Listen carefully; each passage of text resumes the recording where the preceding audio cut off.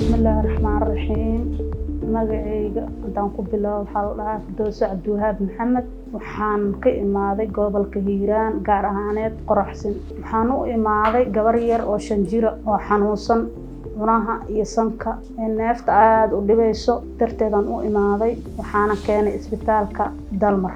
gabadha caqabada haysta waxay ahayd cuntada lama siin karin waa in qaada lagu siiyo hurdo fiican ma haysan waxa kale oo kamid ahaa hergabado ku dhaco kaleeto dhib ku haayay shaqni gooniha kaligeed haysto alxamdulillah shukr bil caalamiin waxa la qalay 2023 bisha 12aad taariikh 26 waa lagu guuleystay qalinkeeda neefteeda si fiican uga soo baxay cuntadii way qaada kartaa alxamdulillah shukr bil caalamiin ilaaha ma had iska lah gaar ahaaneed dhaqaatiirtii hooshas gashay ee ku guuleysatay ummadda nabi maxamed iyo ummadda islaamka oo dhan waxaan faraa dadka dhibaataysan dadka dhan qaar baa iska dhibaataysan oo guryahooda joogo caruurta dhammaan inay maxaan ku sheegahay meeshan ay ka warhaayaan ay imaadaan xoolo ilaah loo qabaa waayo cunugaadii oo waxba aadna sii karin oo aan ka hurdi karin dibkeeda leedahay marka aniga horta mahad weyn ka sheegana gaar ahaantayda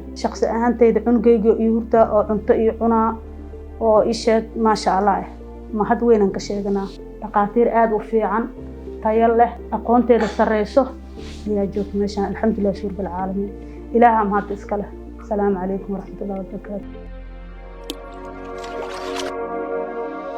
Dalmar Specialty and Teaching Hospital. Higsigeenu waa caafimaadkaaga.